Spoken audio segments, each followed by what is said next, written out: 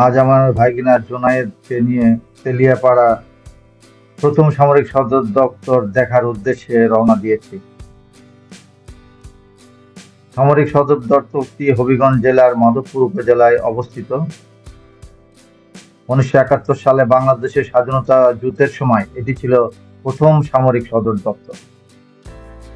এখানে 4 এপ্রিল মুক্তিযুদ্ধের প্রথম বৈঠক অনুষ্ঠিত হয়, যেখানে রণাঙ্গনে 4টি সেক্টরে ভাগ করে যুদ্ধের কৌশল প্রণয়ন করা হয়।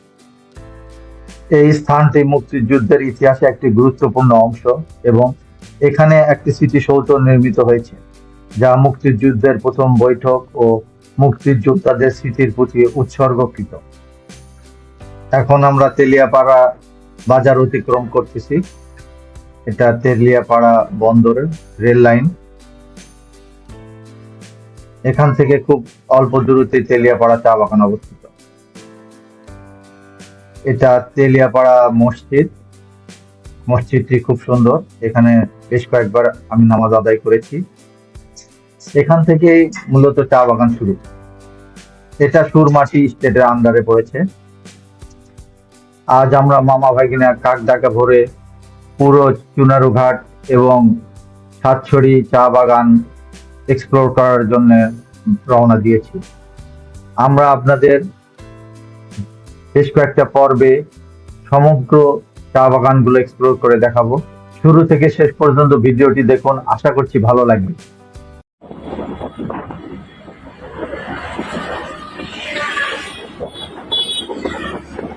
চারিপাশে অপরূপ সুন্দর চা বাগানের মাঝে আমরা মোটরসাইকেল নিয়ে চলেছি। এখন বাগানের মধ্যে যে শেডটি দেখা যাচ্ছে, এখানে চা বাগানিরা বসে রেস্ট নেয়। চা বাগানে এরকম প্রচুর শেড দেখতে পাওয়া যায়। এখানে মূলত চা বাগান সংস্কার করার জন্য বিভিন্ন সামগ্রী নিয়ে এসে রাখা হয়। ডবল মুন বলতে মোড়ে ক্লিক করো, মোড়ে ক্লিক করে ক্লিক করো, তাহলে দুইজনে মাঝখানেও দেখা যাবে, সামনেটাও দেখা যাবে।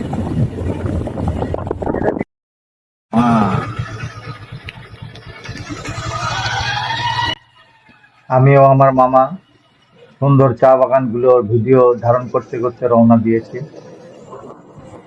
দুটো যেদিকে যাই চারিপাশে সবুজ আর সবুজ। এই অপরূপ সৌন্দর্য চোখে না দেখলে বর্ণনা করা যায় না।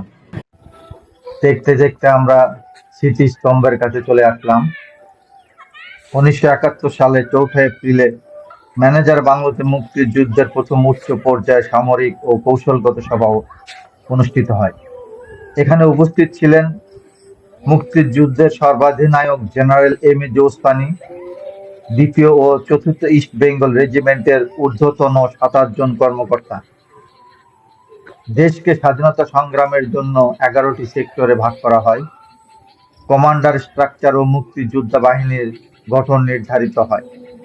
ওসমানী নিজে পিস্তল থেকে গুলি ছুড়ে আনুষ্ঠানিকভাবে যুদ্ধের সূচনা করেন। এখন যে বাংলোটি দেখতে পাচ্ছি, এটা ম্যানেজার বাংলো নামে পরিচিত। এখান থেকে মুক্তিযুদ্ধের প্রথম উচ্চ পর্যায়ে সামরিক ও কৌশলগত সভা অনুষ্ঠিত হয়েছিল। তেলিয়াপাড়ায় 2, 3, 4 সেক্টরের শহীদ মুক্তিযোদ্ধাদের সম্মানে স্মৃতিসৌধ নির্মিত হয়েছে, যা 1975 সালে জুনে উদ্বোধন করেন প্রাক্তন সেনাপ্রধান major general A M Shafiullah. স্মৃতিসৌধটি বুলেট আকৃতি। সামনে শামসুর রহমানের স্বাধীনতা তুমি কবিতার ফলকে খচিত আছে। চারপাশে সবুজ চা বাগান ও একটি লেক, যা বর্ষাকালে লাল শাপলায় সৌন্দর্য বিমোহিত করে। ভিডিওটি ভালো লেগে থাকলে লাইক দিন।